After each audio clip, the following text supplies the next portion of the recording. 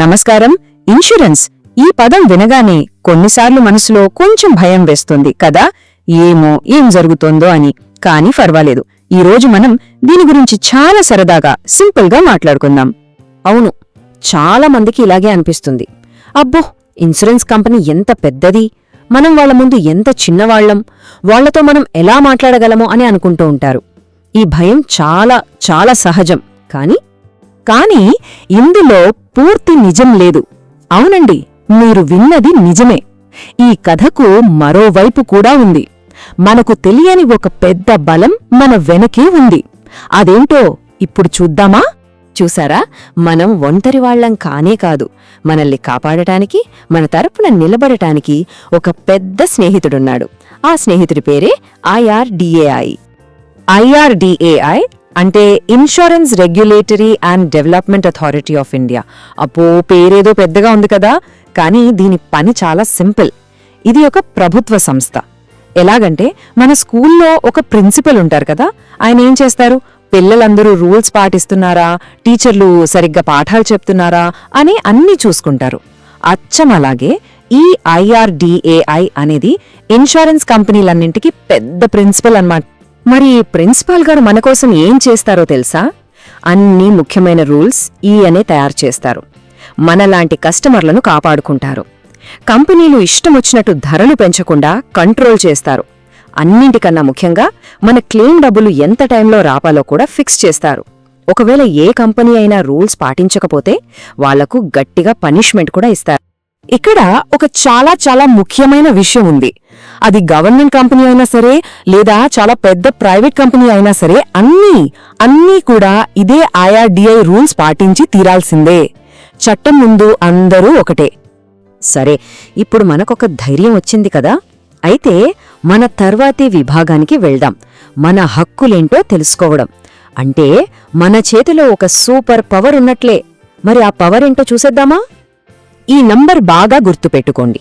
15 రోజులు. దేనికంటే, మనం ఒక క్లెయిమ్ ఫైల్ చేశాక ఇన్సూరెన్స్ కంపెనీ సరే, మీ క్లెయిమ్ మాకు చేరింది అని మనకు చెప్పడానికి వాళ్లకున్న టైం కేవలం 15 రోజులు మాత్రమే. ఇక ఇది రెండో ముఖ్యమైన టైం లైన్, 30 నుండి 45 రోజులు. ఈ టైం లోపల కంపెనీ మన క్లెయిమ్ని పరిశీలించి యాక్సెప్ట్ చేయడమో రిజెక్ట్ చేయడమో ఒక ఫైనల్ డెసిషన్ తీసుకోవాలి. ఒకవేళ యాక్సెప్ట్ చేస్తే డబ్బులు కూడా సెటిల్ చేసేయాలి. ఇప్పుడు ఆలోచించండి, మనం ఎప్పుడైనా కరెంట్ బిల్ కట్టడం లేట్ చేస్తే ఏమవుతుంది? ఫైన్ వేస్తారు కదా. అచ్చం అలాగే ఇన్సూరెన్స్ కంపెనీ మనకు ఇవ్వాల్సిన డబ్బులు ఇవ్వడంలో లేట్ చేస్తే వాళ్లు మనకు వడ్డీ కట్టాలి.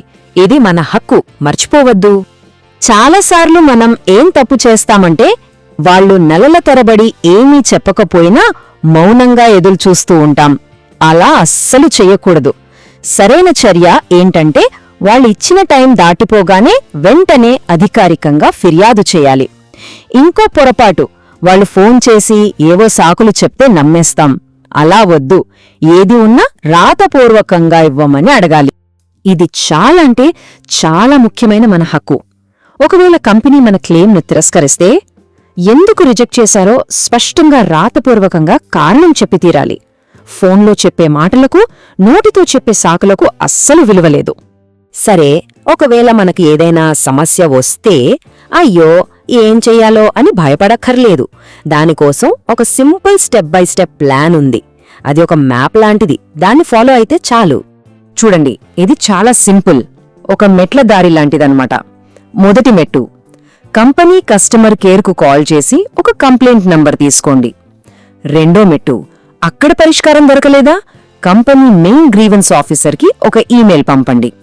మూడో మెట్టు, అప్పటికి స్పందించలేదా, ఇప్పుడు మన స్నేహితుడు IRDAIకి ఫిర్యాదు చేయండి. ఇక చివరి మెట్టు, ఇన్సూరెన్స్ అంబుడ్స్మన్.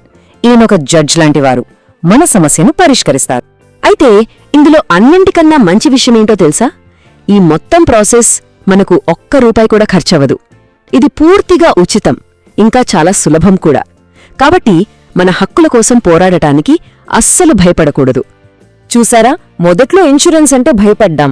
కానీ ఇప్పుడు మన హక్కులు, మన బలం ఏంటో తెలుసుకున్నాక ఆ ఆందోళన పోయి ఒక రకమైన ధైర్యం, ఒక వివేకం వచ్చింది కదా.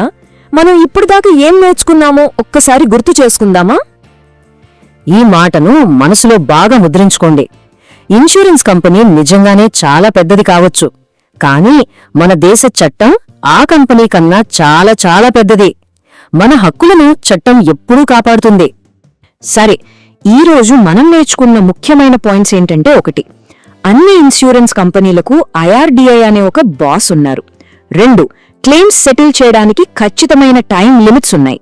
3, ఫిర్యాదు చేయడానికి మనకొక స్పష్టమైన ఉచితమైన దారి ఉంది. 4, అన్నింటికన్నా ముఖ్యంగా మన జ్ఞానమే మనకు అతిపెద్ద ఆయుధం. ఎప్పుడైతే కస్టమర్కి తన హక్కుల మీద పూర్తి అవగాహన ఉంటుందో అప్పుడు ఏ కంపెనీ కూడా తప్పు చేయడానికి భయపడుతుంది. అదే వాళ్లకు అసలైన క్రమశిక్షణ.